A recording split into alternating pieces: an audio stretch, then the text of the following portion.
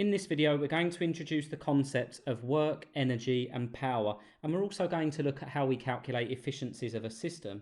Now, we're going to do this by way of an example. So in the top left-hand corner, we have a pulley system, and the pulley is being used to suspend a mass M. Shown in blue is a rope or a cable, which goes over the top of the pulley, and we have a force F being used to support the mass. Now in this example, we're going to apply a force F in the top left hand corner, and that force is going to be used to lift the mass M through a distance D. Now one of the assumptions that we are making in this example is that the acceleration equals 0, or said another way, the velocity is constant.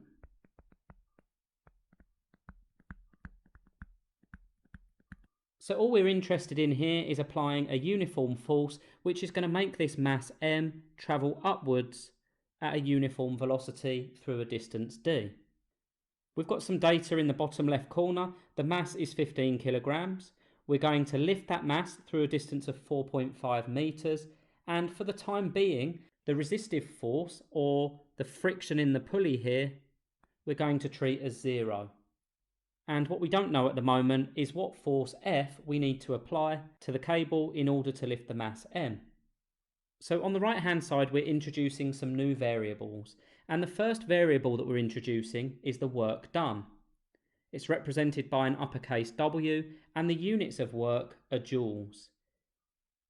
Now the best way to think of this is, in order to lift that mass, we need to exert some energy. And the energy that we exert in lifting the mass is called the work, or the work done. So we're going to do work in order to lift the mass M. Now we could do that work slowly. It might take us 10 minutes to lift that mass, or we can do that work quickly, and it might only take 10 seconds to lift that mass.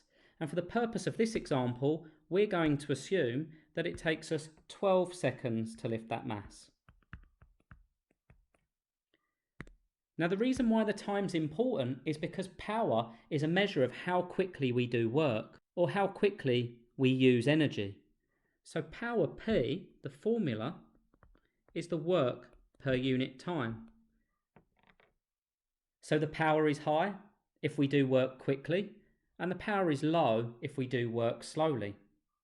Now the amount of work we do is defined by the equation work equals force times distance. So again, we can see the larger force we apply, the more work we do, or the greater the distance we move that mass, the more work we're going to do. So work done is force times distance, and power is work over time, or the rate that work's done. We then have two other forms of energy. We have something called potential energy. Now potential energy, or more specifically gravitational potential energy, is the energy stored in an object when it's lifted through a distance.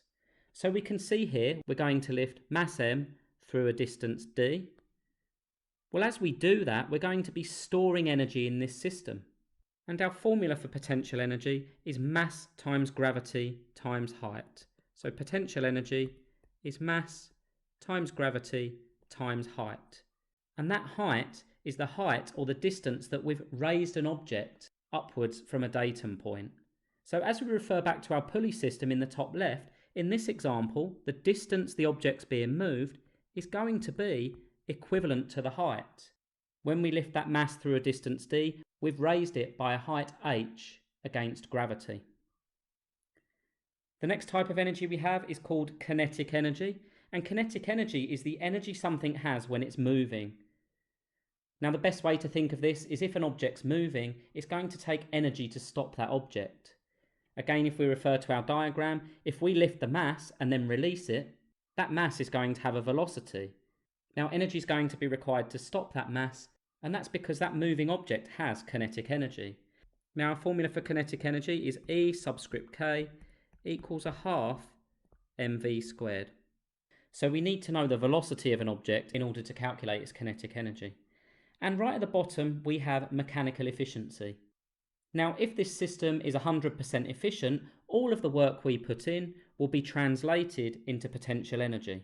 But as we know, that's not always going to be the case. Energy may be lost due to friction in our pulley, so that energy might be lost as heat or noise. And any energy that's lost leads to inefficiencies in our system. And there's a number of different ways we can calculate the mechanical efficiency or represent the mechanical efficiency, and we'll see this through some examples. So we're just going to do some really basic calculations for this pulley system. First of all, we're going to calculate the amount of work being done to lift the mass of 15 kilograms through a distance of 4.5 meters. So the force in the rope needs to be sufficient to balance the weight of the object. All the pulley does there is change the direction of the force. So the weight of our object is mass times gravity. Now I appreciate we're using the same letter for weight as we're using for work done, so we just have to take a little bit of care here. The weight of the block is its mass of 15 kilograms times gravity, which is 9.81, giving us a weight of 147.15 newtons. So all our pulley is doing there is changing the direction of the force. We have a weight acting downwards of 147.15, but in order to balance or oppose that force, our force in the top left corner needs to be the same, 147.15. And the reason for that is because our acceleration is 0, so our sum of our forces must equal 0. Let's add that to our list of variables. So we've got F equals 147.15 newtons.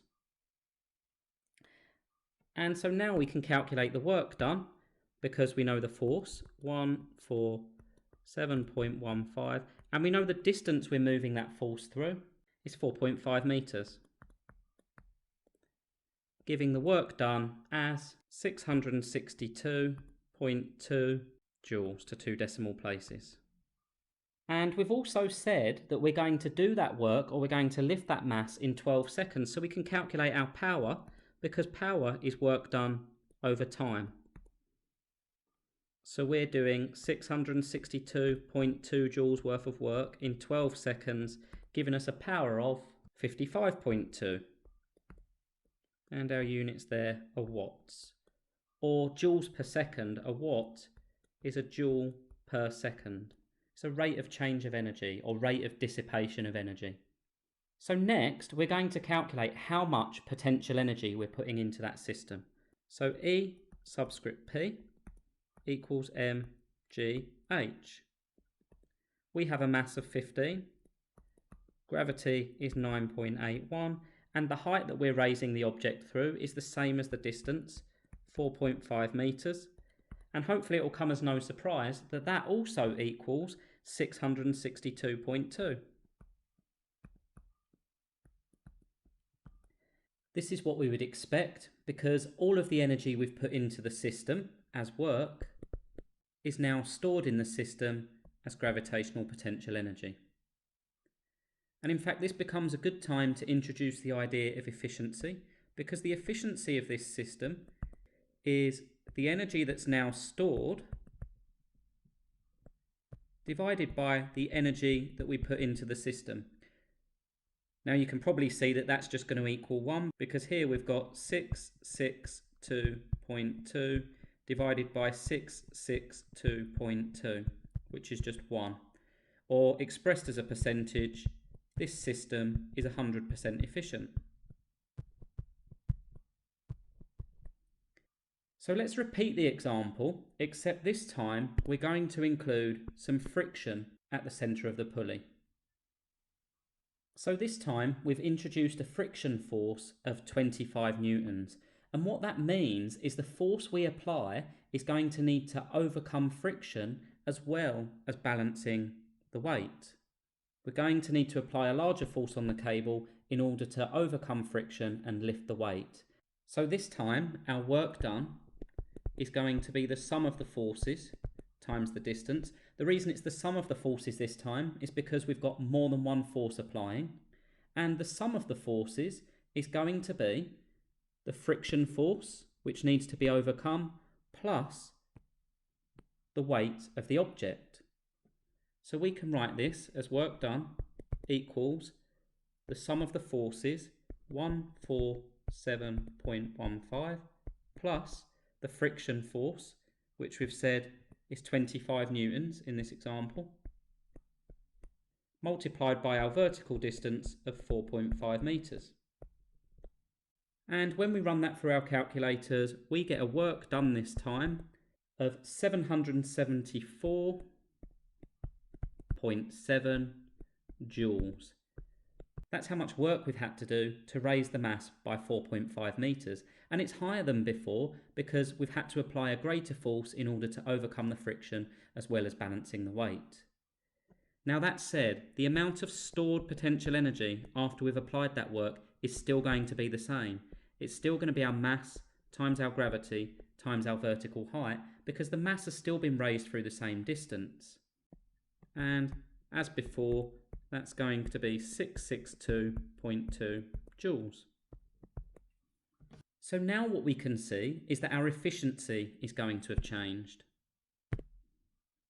Our efficiency is the energy that's now stored in the system divided by the energy that we put into the system.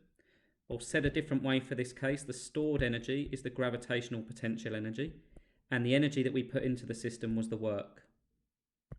So this time we get 662.2 divided by 774.7, which comes out to be 0.855 to 3 decimal places, or expressed as a percentage, this system is 85.5% efficient. So what we see now is as soon as we introduce friction, we introduce energy losses, and those energy losses affect the efficiency of our system.